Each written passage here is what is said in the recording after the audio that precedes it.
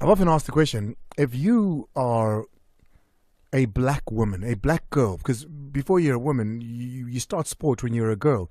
If you're a black girl in South Africa, and I think we could even stretch it and say in Africa, if you're a black girl, let me speak about what I know in South Africa. And let's juxtapose it.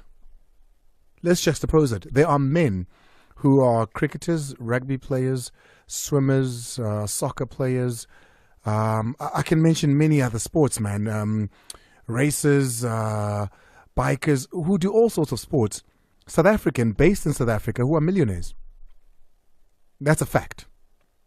Who've made that money from being professional athletes. How many women, African American in particular, you go there and, you know, the ones that are track and field, they make their money, right? Okay, let's come back here. Black women in South Africa, black girls in South Africa, how many and in which sport can they partake in for them to be millionaires? To earn the same amount of money, you know, maybe not the hundreds of, but just to make a decent living, be a millionaire, have a house, have a car. How many do we have? In which sport does that happen? I'd love to know. Help me out. Think about it. Because I can tell you now that the netballers aren't millionaires. They hardly earn a living. That sport was professionalized just a couple of days ago, wasn't it? Football, we know for a fact, we've had those conversations here on the air. They get stipends, really. Rugby, cricket, and those are the top four. I could go on. So why do they even bother? Hockey. Help me out. When you go to a school and you're a parent and you're getting all these nice things for your child and you're taking them to sports every week and you're going to watch them, it's an end goal of what exactly? I'm just wondering. I'm thinking out loud because today's story has a lot to do with that, and it's one that we've covered before, and it left my heart very sore because I've got two very athletic daughters. And every time I watch them and see them love what they do, my one daughter's going to Paris next year because she excels when it comes to sport. And I look at her with a sore heart to say, my love, this will not give you the life that you want. This will not give you the life that will not have your dad have to give you money and take care financially of your life for the rest of your life. And today's story goes further to breaking my heart because I saw under 20 DRC Congo women, or girls, because they're under 20, aren't they? I'm going to describe to you the conditions that they're in. I'll describe it to you. The video is there for all to see. But we're not just going to talk about it. We're going to go to CAF, head of women's football, because we must go to the highest office possible. And we're going to ask questions of women in sport, particularly in football. Who's protecting these girls? Do their parents even know? If I walked into that room and saw my daughter sleeping like that, she'd never kick a ball again. Or if she did, I'd pray that I'm fortunate enough to make sure that I travel with her and I see to it that she stays better than what you've provided for her. We're all looking for a break in life. We're all looking for something that takes us out of the situations we're in and empowers our families and takes us out of the mud that we're in. But surely when they say you suffer to get there, that's not what they mean. Hey, this is Sports Not Amplified with Andile. My name is Andile Ncube. It's 12 after the hour 6. We'll take a break. When we come back, we start the show. Group G matches: Manchester City, RB Leipzig. You've got FK Kravanasvada as well as Young Boys in Group G. Manchester City on 12 points have secured their place in the next round. Leipzig sitting on 9 points, and it's Vavda and Young Boys that follow. Pep Guardiola had this to say on tonight's match against Leipzig. Yeah, we have to win or draw to... Of course, the first step is done for both sides. Congratulations, Leipzig, of course, to qualify for the next round in February, but of course it's important to finish first, for prestigious, for everything, because we believe when we play the last 16, have the second leg at home is not decisive, but is a little bit advantage, and we have to take it. That is Pep Guardiola, coach there of Manchester City. Speaking about their matchup against Leipzig, of course, both teams have already qualified to the next round. If you take a look at what it looks like, it's 12-9, 1-1 the points for the other two teams. Pep Guardiola also hints on a new contract extension. Beyond your current contract. I'm not going to answer that. I don't know. In football, I said many times. It's a possibility, though, right? Well, yeah, of course. It can leave tomorrow. So 1 year and a half is a lot of time in football. So I arrived here with a long hair. Look what happened now. So it's 8 years ago. Look at that UEFA guy. Huh? I'm funny. 8 years, so... Who'd love to know what would happen to Manchester City or even Pep Guardiola if we were to move on from Man City. There's become quite a thing. It's like Sir Alex Ferguson and United all over again. Loved his tenure there and would love to see him carry on. In Group E tonight, the other match is Lazio that take on Celtic. Feyenoord take on Atletico Madrid. And if you look at what happens in that group there, it's 8 points for Madrid. It's Lazio with 7 points. Feyenoord and Celtic who are already out with a single point. So still a lot to play for in that group there. And then we go over to Group F. AC Milan, Borussia Dortmund, they take each other on. And Paris Saint-Germain take on Newcastle United. This was a tough group all along. Borussia Dortmund sitting on 7 points, Paris Saint-Germain on 6, AC Milan on 5, and Newcastle United on 4. So it's anyone's game here. You're going to see two of these giants knocked out this evening. The matches that I will be watching. And lastly, in Group H is Shakhtar Donetsk playing on Royal Antwerp. And then you've got Barcelona and FC Porto as well. When you take a look at what's happened in that group there, it is Group H. Barcelona with 9 points. FC Porto with 9 points as well. But Shakhtar Donetsk with 6 points, still within a shot there. So that's all that you can watch this evening as far as the Champions League football is concerned. There is one match in the DStv Premiership, and there's Cape Town Spurs that take on Stellenbosch Football Club. It's a derby in the Cape. 17 after the hour 6. Let's take a break. If you want to comment on anything that you hear on this show, or if you want to maybe raise something, it's 086 000 2160 and WhatsApp on 060 552 7303. Our screen isn't working, and if you've been listening since touch, I'm sure you'll be aware that our screen isn't working. So if you do call, we're not going to be able to see who you are. So it's going to be like old school radio all over again. Who am I talking to? Where are you calling us from? Whereas normally Timmy would ask that and write it on the screen for me to be able to read. It is a little bit more difficult today, or rather, just back to basics, isn't it? This happened about a week ago. The story of the DR Congo. A team in the DR Congo representing the DR Congo, a national team, not just one of the local teams, although even if it was, this would still be very wrong, but this is a national team representing the country at under 20 level. A women's team, know-how, goes out there to represent the country, and the girls who already are in dispute with the federation over, money unpaid, wages unpaid to them, they're already in disputes with the FA over that. They were living in conditions that I wouldn't know how to explain it to you. It's a room that is no bigger than, a 4x5 meter bedroom, and in that must be at least 15 to 20 girls squashed in that. One is on the chair, a couple on the makeshift bed that is there, some on the floor, cold tiled floor, all dressed in national team colors.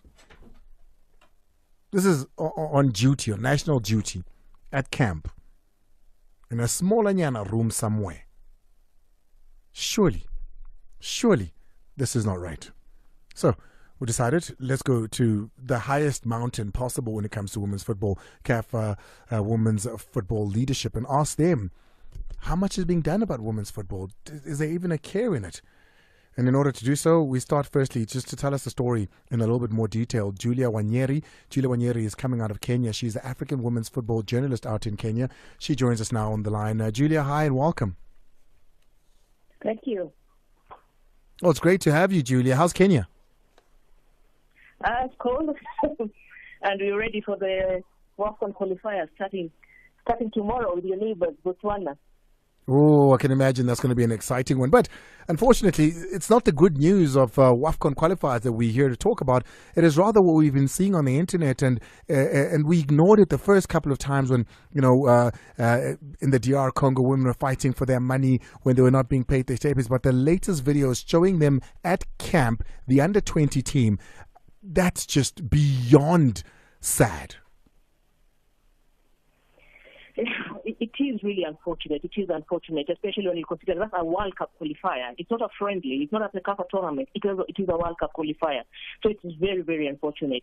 But for those that haven't seen it, for those that are wondering what we're talking about, please paint a picture of what some of us have been privy to. It's really quite a sorry sight, because it's just players being shown this one room where several players have been fixed in this small room without beds. They have to sleep on the floor. And when you dig further, you hear even they have sometimes to share bedding. And then when you consider this is under 20. And under 20 teams, some of the, I think like Burundi, you find 17-year-olds, you find 16, up to 19 and 18-year-olds. This is very unfair because these are kids. And other than that, because that's basic level. When we talk about payments and all that and bonuses, in Africa, that's still basic, but Africa has another basic where it's just reasonable accommodation. It's a very sorry sight, and I think as Africans now we need to be clear. For example, how it was very clear when the teams went to the World Cup. These were the expectations in regards to bonuses. These are the expectations in regards to what each player will be paid. I think now we need to reach there, where we are saying, if you are saying a country cannot, for example, hold a CAF qualifier because they don't have a stadium, we need to state a country cannot, there are standards in regards to accommodation. Your player cannot have an accommodation below this, because that was really, really sad to see. It is really sad to see that there isn't a minimum standard in which players can stay in. So you can book one room or two rooms in a case of 30 players and divide them to say 15 here, 15 here in a World Cup qualifier, and payment as well. There's no basic to say they can't get any lower than this. So at under 20, you can literally do as you please. You can book them, in a trash bag if you want. What is CAF saying about this? Do you know if CAF is even intervening? Is there anything that's come from the mother body? From what we've gotten from CAF is that the good role that they're looking into it, but we hope that other than looking into it, now we'll get actually firm direction from CAF.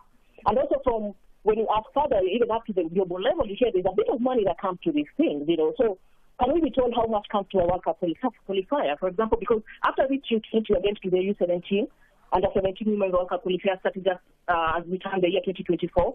So we need to make these things clear, because especially when you go to that junior level, it's us as the adults, we need to protect these children. At senior level, we find the veteran players who now can speak up. But at that level, there's nobody to speak up for the team.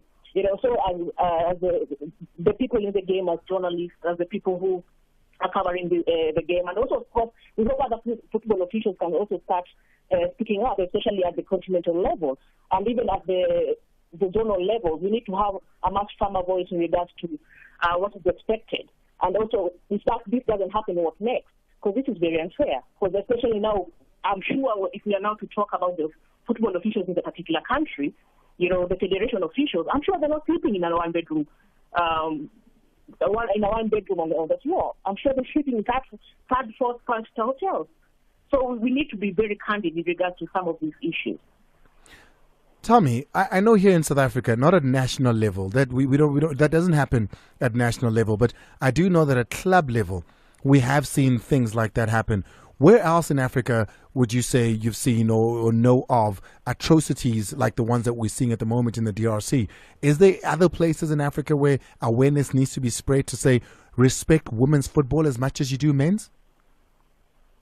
That is true. I think it's more nations are that DRC level than maybe the South Africa level, because even towards the WAFCON 2022 last year, we did see a similar case come from Burkina Faso, where the team was saying we're going to a WAFCON and we don't have water. Like, what are we talking about? How does the team come to camp and they have to ask their family and other people to bring new water? So I think we need to connect the dots. Because I don't think it's a DR Congo issue. I don't think it's a Burkina Faso issue.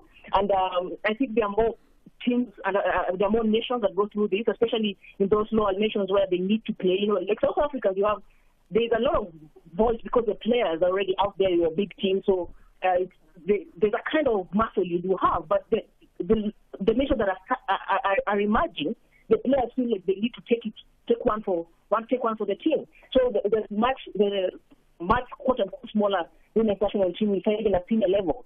Even for the Burkina Faso, when I was picking up, they're a bit shy about picking up because they don't want to be thrown out of the team, because you feel like if I miss this WAFCON and I don't come, the WAFCON may never come back to our country again. It's not like South Africa can miss one WAFCON because of speaking up. There's another one 3 years down the road, which chances are how you can still get back to the team. So I think it's much more than DR Congo. It's much more than Burkina Faso. And so I feel circles back that we do need to have very clear spelled-out standards in what is expected, especially at this continental qualifier kind of platform. Listen, Julia, we're hoping that we're going to keep you on this show, and you're going to help us, of course, cover not just women's football, but African football on the continent and the happenings. Thank you so much for joining us. Really appreciate it. Thanks for having me. Thank you so much. That is Julia Wanjeri talking to us from Kenya.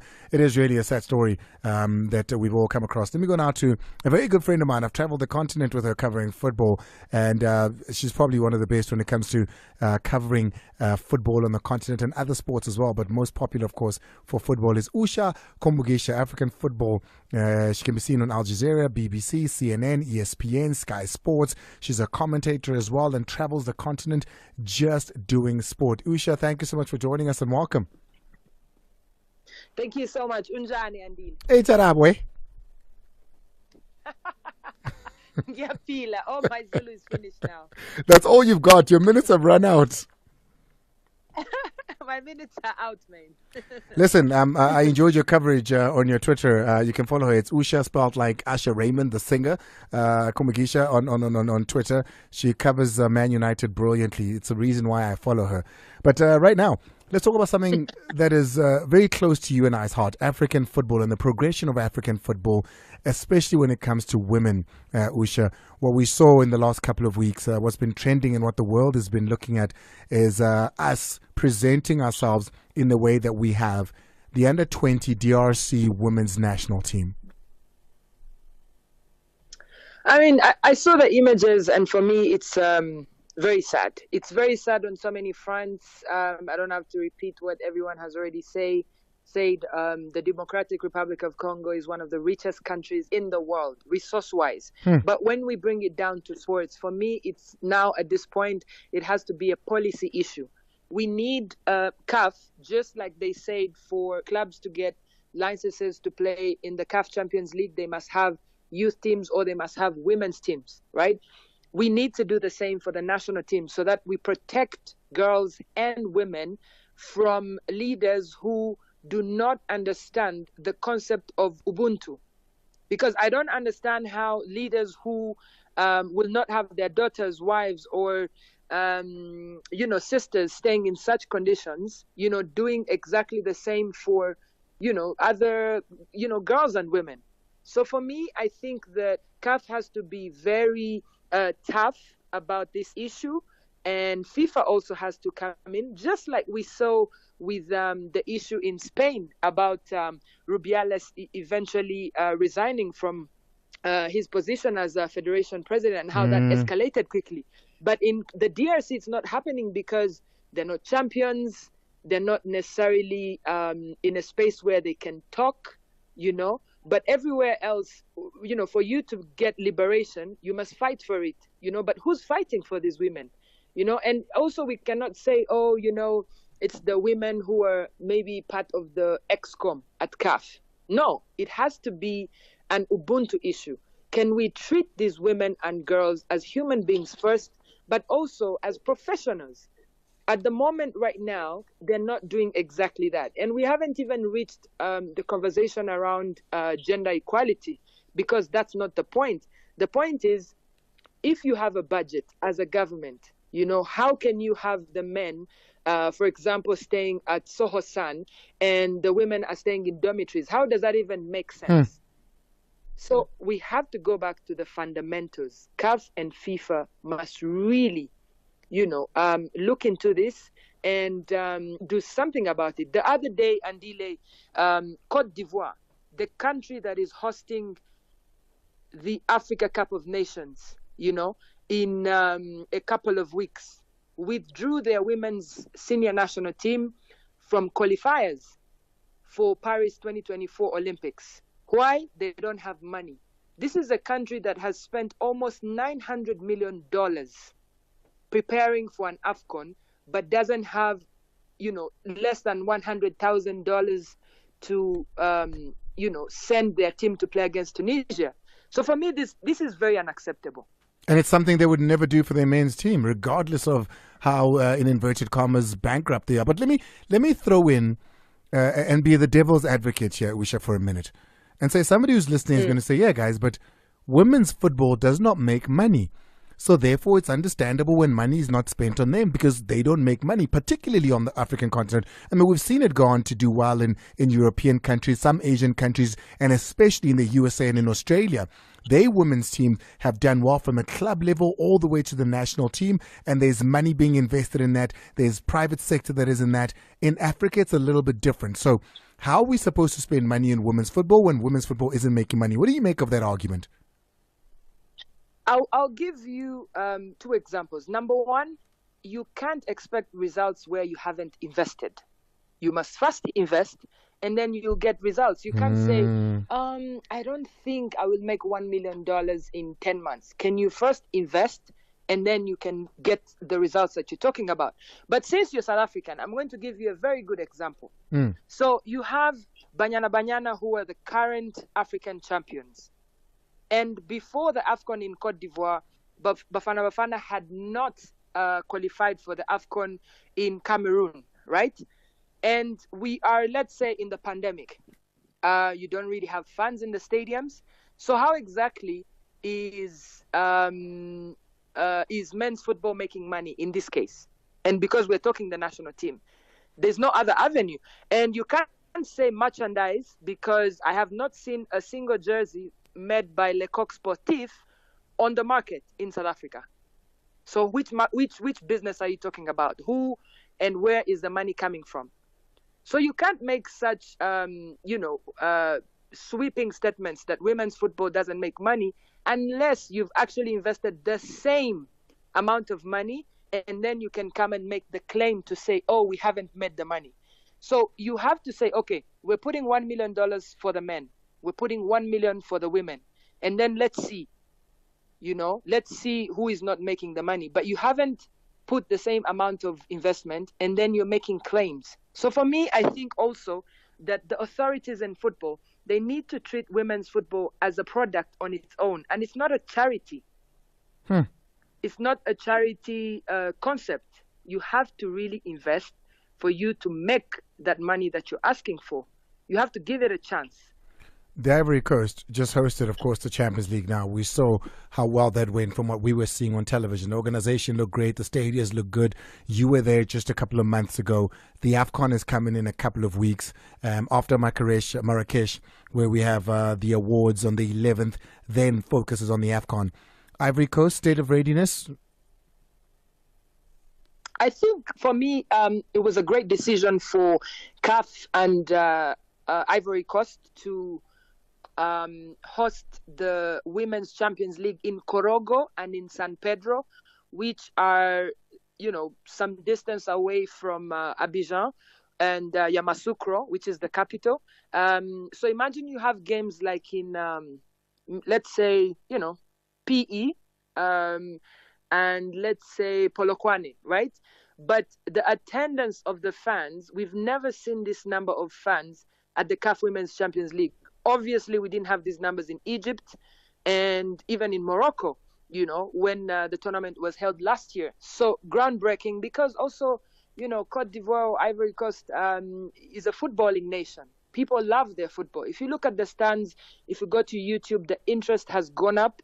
I remember the first game between Atletico Abidjan and Sporting Club Casablanca had on YouTube about, maybe 5,800 views. The final between Mamelodi Sundowns and the same club, Sporting Club Casablanca, had about 178,000 views. So the interest is there. It's growing.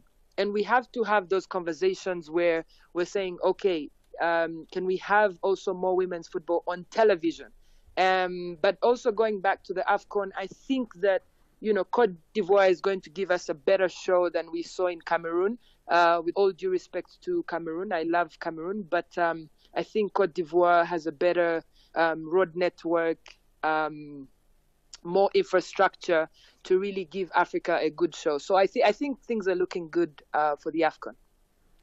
Well, my friend, thank you so much. I really do appreciate you coming on, and I can't wait to have you when you do come to South Africa, that we host you here in the studio in person, and you don't go gallivanting into the night and do what you normally do as far as, being at the beach and taking photos for your Instagram is concerned.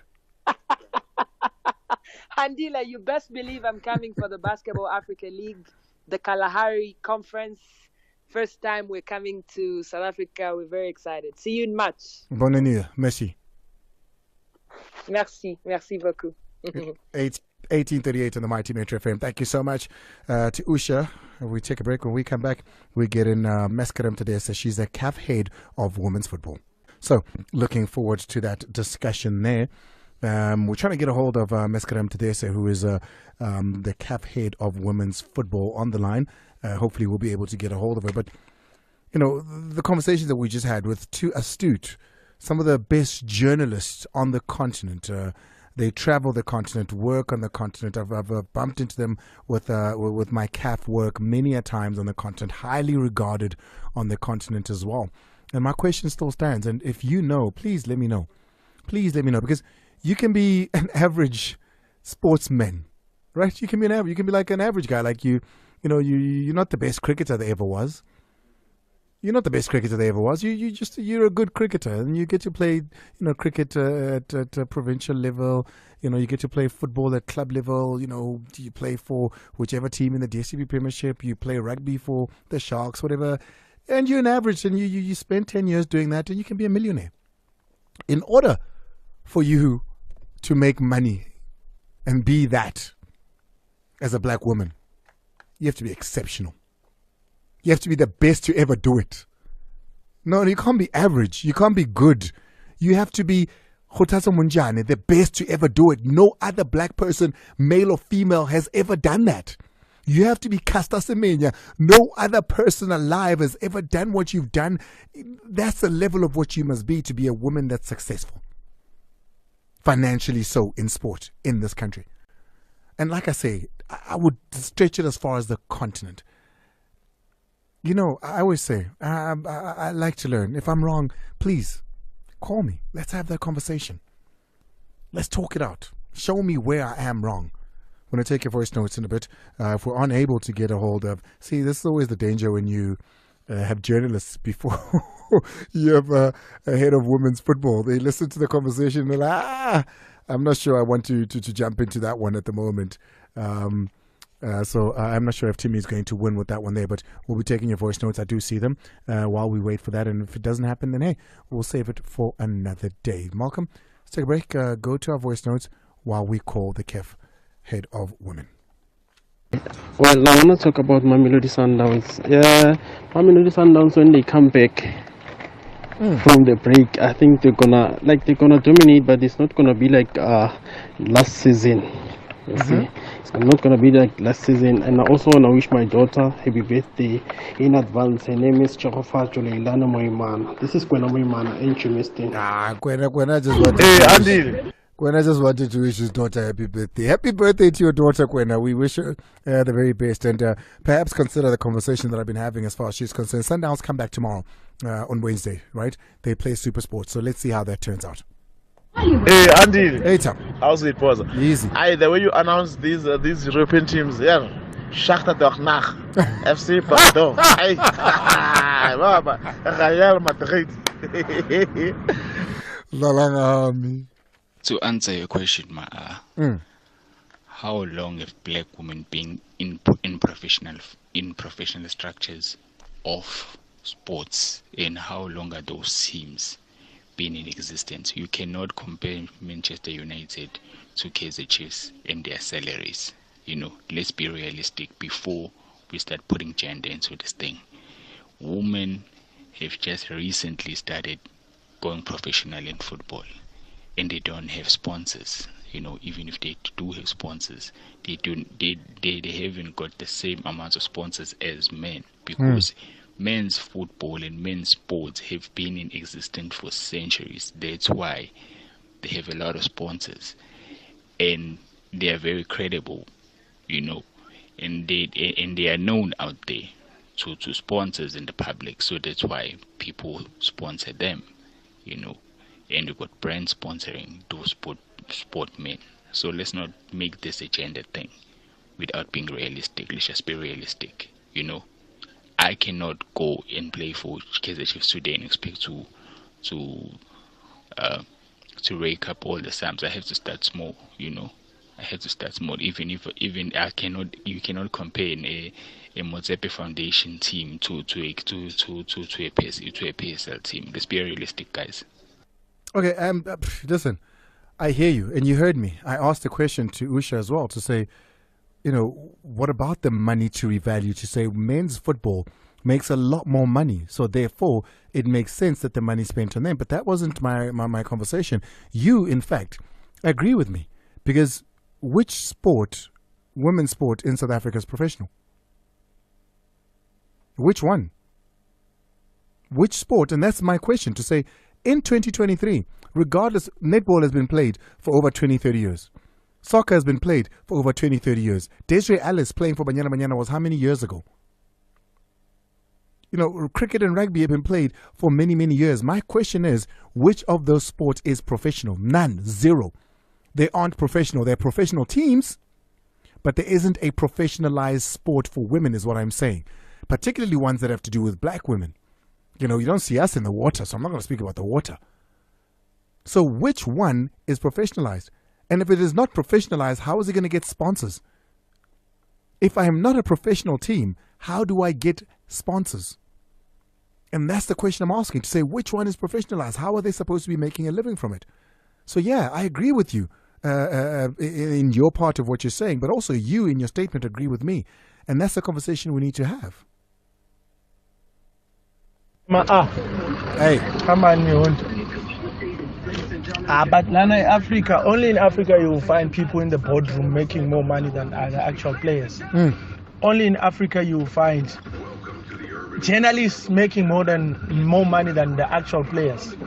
Sports journalists, for that matter. So it's an African thing. What do you know that I don't know? It's an African thing. I must call Mazola. Please play that again. I want to hear something. He says, who makes more money? The half. Go to half, Malcolm. Yeah, play. Only in Africa you will find journalists making more money than the actual players. What? Sports journalists, for that matter. Timmy, how much money are you making? It's an African thing, man. It's an African thing. All right, play one more there before we take the calls. Good evening, Andile. Look, now when it comes to a women's sport, now I get angry, I get frustrated with what is currently happening in South Africa. And this is not only about football. You can go to rugby, you can go to cricket, or maybe cricket is better. You can go to boxing. The ladies, yes. When it comes to this sports code, are not respected. I'm just going to make an example for one or two. You have a Kaizer Chiefs team, a big team in the Southern Africa, a big team in Africa, and one of the leaders in that team is a woman, and not only one, two. One is Kemiso and one is Jessica, which is two, and those people don't have a women's team. So so South African teams should be embarrassed. In fact, we should have a women's professional league. I think it's high time that these teams are forced to have a women's team.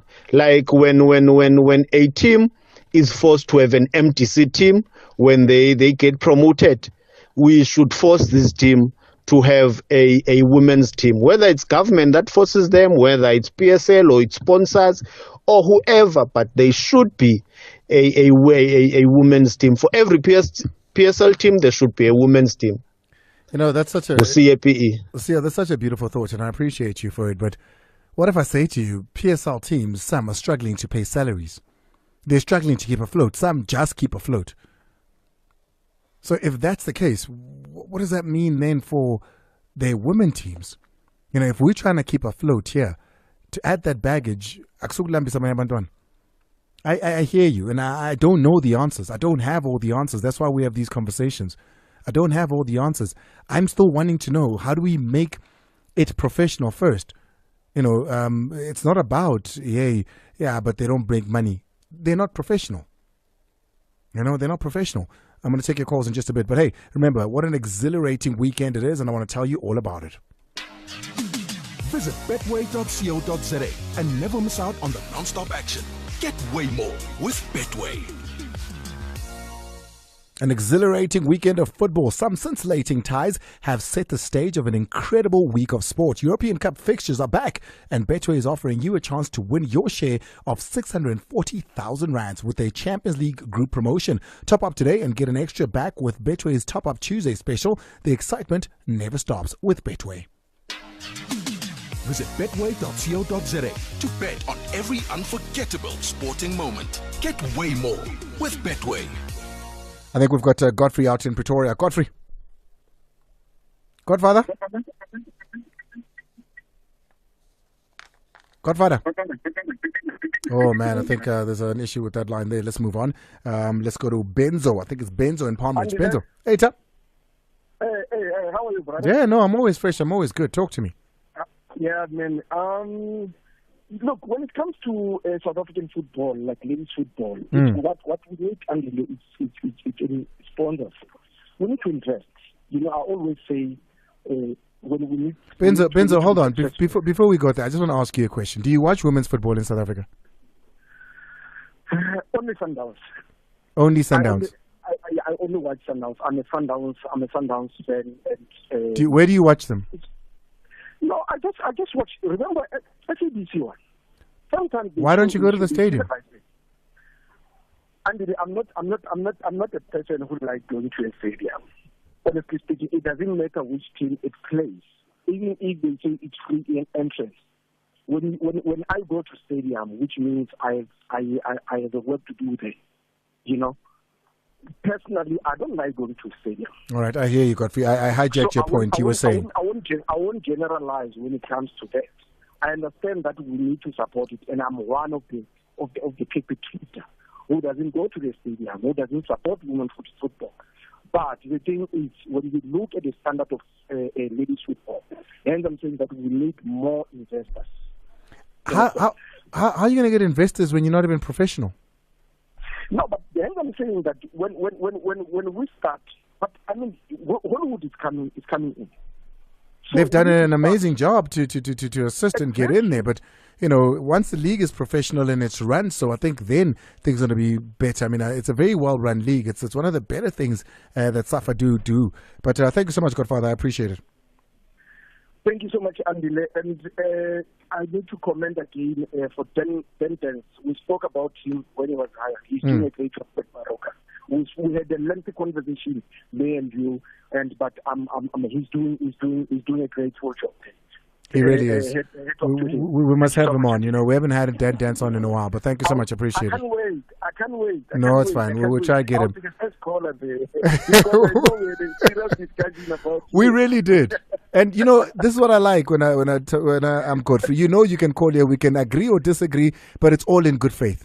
So I appreciate that. Thank you so much. We're building the nation. Thank you so much. It's all about opinions, you know. There you go. He's all the way out in Pretoria. Let's go to Benzo. It's Benzo, yeah? He's in Palm Ridge. Benzo.